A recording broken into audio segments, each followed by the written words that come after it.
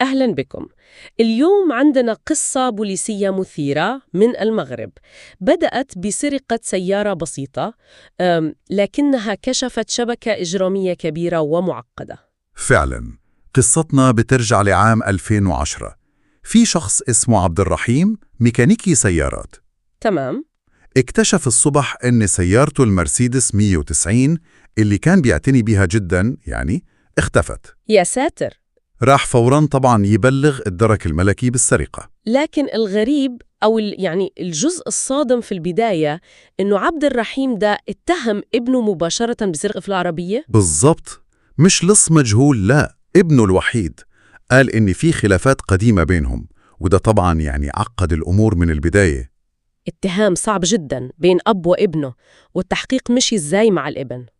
الدرك استدعوا الابن، هو أنكر تماما، نفى التهمة بشكل قاطع. وهذا متوقع يعني. الأهم بقى إنه قدم حجة غياب قوية، شهود وأدلة إنه ما كانش أصلا في مكان السرقة ليلتها. إذن عنده دليل براءة. دليل قوي.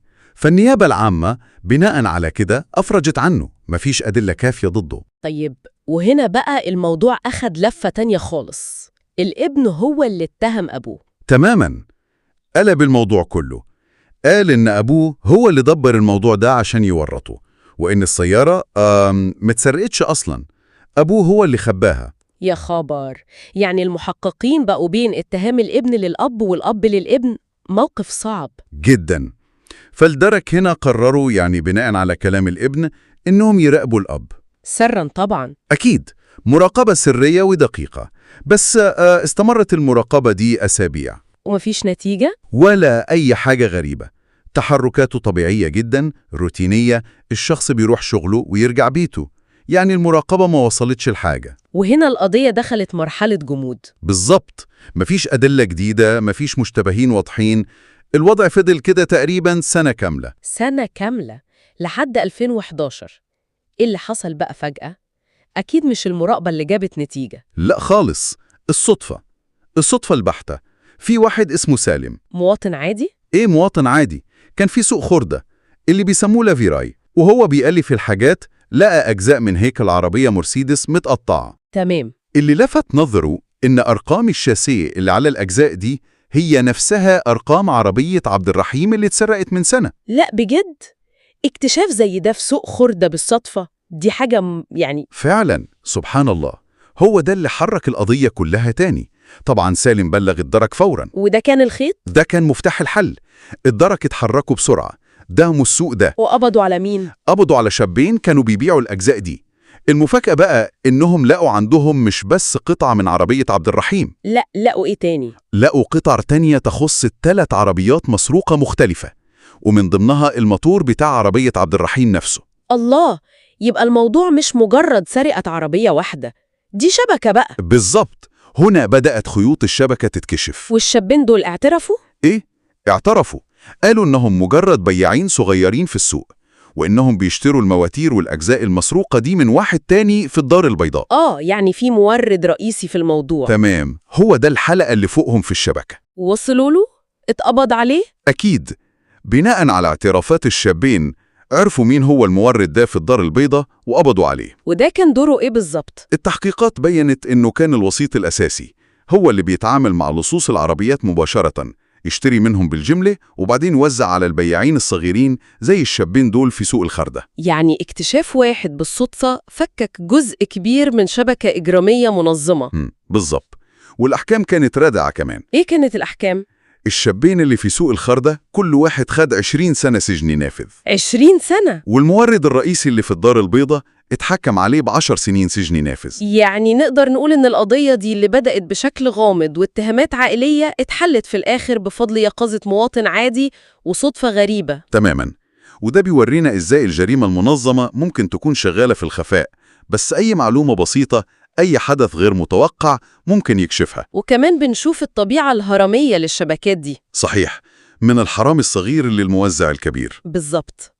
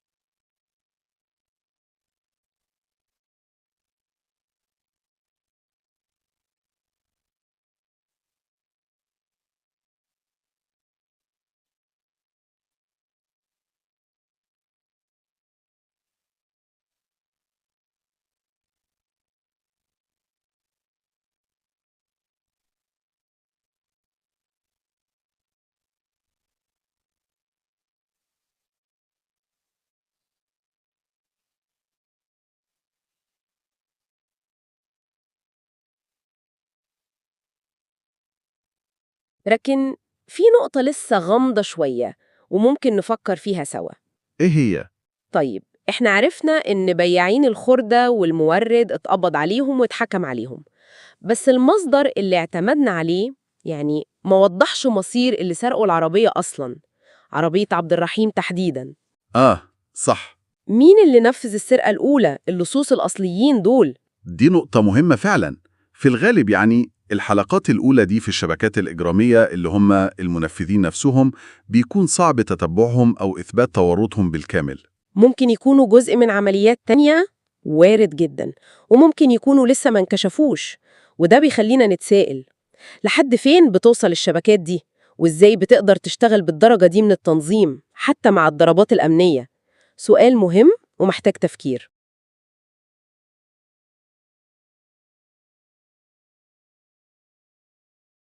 أهلا بكم معنا. اليوم رح نحكي عن قضية صعبة شوي، قضية جزار مكناس اللي صارت في المغرب، قضية بشعة هزت ناس كتير. أهلا بك. فعلا قصة يعني تفاصيلها صادمة جدا. رح نعتمد في كلامنا على مقطع يوتيوب بيحكي قصص جرائم مغربية تم حلها. هدفنا اليوم نفهم شو صار بالضبط، يعني كيف اتطورت الأحداث، شو كانت الدوافع، والأهم كيف الشرطة قدرت تكشف اللغز. مستعد؟ جاهز طبعاً. هي القصة يعني بدايتها كانت تبدو بسيطة، خلاف على عقار. عقار؟ كيف يعني؟ أولاد جزار عندهم محل أكل سريع بمكناس، وكانوا حابين يتوسعوا شوي بالمشروع. تمام. وكان في شقة جنبهم مستأجرها محامي، فهم طلبوا منه إنه يخلي الشقة عشان ياخدوها ويكبروا محلهم. يعني النزاع عادي بين مالك ومستأجر ممكن يصير. بالضبط.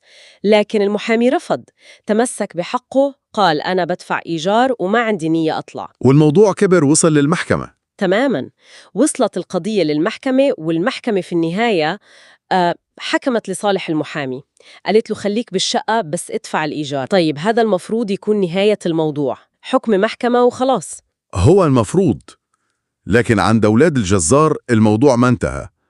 بالعكس، الحكم كأنه زاد غضبهم. حسوا بالإهانة يمكن. لهالدرجة؟ شو عملوا بعدها؟ حاولوا الأول يعني يغروا المحامي بالفلوس، عرضوا عليه مبلغ، حتى في كلام عن رشوة عشان بس يطلع من الشقة. وهو رفض؟ رفض تماماً. وهنا يعني بدل ما يلاقوا حل تاني أخذوا قرار صادم ومروع. اللي هو؟ قرروا يتخلصوا منه، يقتلوه هو وزوجته. يا ساتر، من خلاف على إيجار لتخطيط لجريمة قتل، تحول مخيف جدا. فعلا شيء لا يصدق. طيب، وكيف خططوا لهذا الشيء؟ يعني جريمة زي هاي مش سهلة، أكيد احتاجوا مساعدة. صحيح. ما عملوها لحالهم. واحد من أولاد الجزار أقنع واحد قريب زوجته تحديداً. قريبه؟ هذا القريب كان بيشتغل في إسبانيا، بس زوجته عايشة في المغرب. اتفقوا معه يشارك في الجريمة مقابل مبلغ كبير، 20 مليون سنتيم. 20 مليون؟ وجابوا حدا تاني ساعد؟ جابوا كمان شاب تاني كان بيشتغل في الوقاية المدنية، سواق سيارة إسعاف. اتفقوا معه يساعدهم بعدين يعني في التخلص من بقايا الجثث. مقابل كام؟ هذا مقابل 10 مليون سنتيم. يعني خطة كاملة ومحبوكة ومعهم متواطئين. طيب، والتنفيذ أكيد كان يعني بشع. للأسف التنفيذ كان وحشي جدا. عملوا كمين للمحامي وزوجته، استنوهم بالليل وهم راجعين على بيتهم. وزوجته كانت معه؟ وزوجته اللي للأسف كانت حامل كمان. يا لطيف، حامل! قتلوهم هم الاثنين، وبعدين أخذوا الجثتين لمحل الجزارة تبعهم. لمحل الجزارة؟ وهناك يعني صارت الفظاعة الأكبر. قطعوا الجثث. لا حول ولا قوة إلا بالله. وتخلصوا من أجزاء اللحم، رموه في مجاري الصرف الصحي بالوادي الحار زي ما بيسموه هناك. شيء مقزز ومروع، تفاصيل صعبة الواحد يسمعها. طيب، وباقي الجثة، العظام يعني، وأغراضهم، موبايلاتهم مثلا؟ العظام أعطوها للشاب تبع الوقاية المدنية، طلبوا منه يرميها في منطقة خلاء اسمها وادي الشراط. طيب، والموبايلات؟ استولوا عليها طبعا. وموبايل الزوجة بالذات أعطاه واحد من أولاد الجزار لقريب زوجته، هذاك اللي شارك معهم بالجريمة. عطاه الموبايل كجزء من الفلوس يعني؟ بالضبط، كجزء من 20 مليون المتفق عليها. غريب، يعني هاي مخاطرة كبيرة جدا. كيف يفكروا يعطوا موبايل الضحية كدفعة؟ والله يمكن ما فكروا بعواقبها كويس، أو يمكن اعتبروها طريقة سهلة للدفع بدل الكاش. ما بنعرف بالضبط شو كان ببالهم. طيب، أكيد اختفاء محامي معروف وزوجته عمل ضجة كبيرة في مكناس. الشرطة كيف تحركت؟ طبعاً الموكلين تبعون المحامي والسلطات كلهم لاحظوا الاختفاء وبلغوا. الشرطة مباشرة شكت في أولاد الجزار. طبيعي، بسبب المشكلة اللي كانت بينهم على الشقة. تماماً، النزاع كان معروف للكل، بس المشكلة الكبيرة كانت إنه ما في أي دليل مادي، لا شهود، لا سلاح جريمة، لا جثث، ولا أي شيء يربطهم مباشرة بالاختفاء. فالتحقيق وصل لطريق مسدود؟ تقريباً وقف التحقيق فترة، والقضية صارت لغز كبير محير الشرطة والناس. لكن الحل، يعني الخيط اللي فك كل شيء، إجا من مكان غير متوقع بالمرة. فعلاً سبحان الله، بعد فترة يمكن حوالي شهرين أو أكثر شوي، أهل الزوجة الضحية يمكن من يأسهم أو تعلقهم بأي أمل جربوا يتصلوا على رقم موبايل بنتهم. وكان مقفول أكيد؟ المفاجأة إنه لا، الخط رن وردت عليهم ست، صوت حرمة غريبة. يا الله، مين كانت هاي؟ طلعت زوجة القريب المتواطئ. زوجها كان معطيها الموبايل اللي هو موبايل الضحية أصلاً، وهي الظاهر استخدمته بشكل عادي، ما كانت تعرف قصته. لا مش معقول. يعني الموبايل هو اللي كشفهم. الأهل أكيد طاروا على الشرطة فوراً. أكيد بلغوا الشرطة بهذا التطور الخطير، وهنا التحقيق أخذ مسار تاني خالص. شو عملت الشرطة؟ بسرعة طبعاً حطوا الخط تحت المراقبة الفنية والتقنية، وفعلاً المهندسين التقنيين بعد شغل وتتبع للإشارات قدروا يحددوا الموقع الجغرافي للموبايل وهو شغال. ووصلوا للبيت؟ بالضبط، داهموا البيت وفعلاً لقوا الموبايل مع الزوجة هاي. وهي اعترفت؟ في البداية يمكن أنكرت، بس مع الضغط والتحقيق انهارت واعترفت. قالت إنه زوجها هو اللي أعطاها الموبايل. وهيك وصلوا للقريب اللي شارك في الجريمة. تماماً، جابوه وحققوا معه. هو ما قدر ينكر كتير، واعترف بكل شيء، بكل التفاصيل البشعة للجريمة ودوره، ودور أولاد الجزار، ودور الشاب تبع الوقاية المدنية. وبناء على اعترافاته قبضوا على الباقيين؟ قبضوا على أولاد الجزار اللي كمان اعترفوا بجريمتهم، وهكذا انكشفت كل خيوط الجريمة. نهاية مأساوية، بس الحمد لله إنهم انكشفوا. طيب، والأحكام في المحكمة شو كانت؟ الأحكام كانت متوقعة نظراً لبشاعة الجريمة. حكم بالإعدام على أولاد الجزار وعلى قريب الزوجة اللي شارك مباشرة في القتل والتخطيط. إعدام، حكم قاسي بس مفهوم. وفي معلومة إنه واحد منهم توفى بالسجن بعد الحكم. صحيح، واحد من أولاد الجزار المحكومين بالإعدام توفي داخل السجن لاحقاً. طيب، والمتواطئين الآخرين؟ الشاب تبع الإسعاف وزوجة القريب اللي ردت على التليفون. الشاب اللي ساعد في رمي العظام العامل في الوقاية المدنية حكموا عليه بالسجن 25 سنة لأنه ساعد في إخفاء معالم الجريمة. وزوجة القريب، زوجة القريب، أخذت حكم سجن لفترة أقصر، وصفوها بأنها فترة قليلة نسبياً. السبب إنه ثبت للمحكمة إنها ما كانت تعرف أي شيء عن مخطط القتل وما شاركت فيه، هي بس استلمت الموبايل واستخدمته يمكن بحسن نية. سبحان الله، قصة فعلاً بتوقف شعر الراس وبتخلي الواحد يفكر كتير. والله. كيف ممكن خلاف بدأ بسيط على إيجار شقة يتطور ويوصل لهالدرجة من الوحشية والتخطيط الإجرامي البشع؟ فعلا سؤال مهم، أو ممكن نفكر فيها من زاوية تانية. كيف دليل بسيط جدا وغير متوقع بالمرة، مكالمة تليفون عادية، ممكن يفك خيوط جريمة تبدو كأنها متقنة ومخطط لها كويس ويجيب العدالة للضحايا. صحيح، نقطة مهمة جدا للتأمل. إن دل على شيء فبيدل على إنه ما في جريمة كاملة.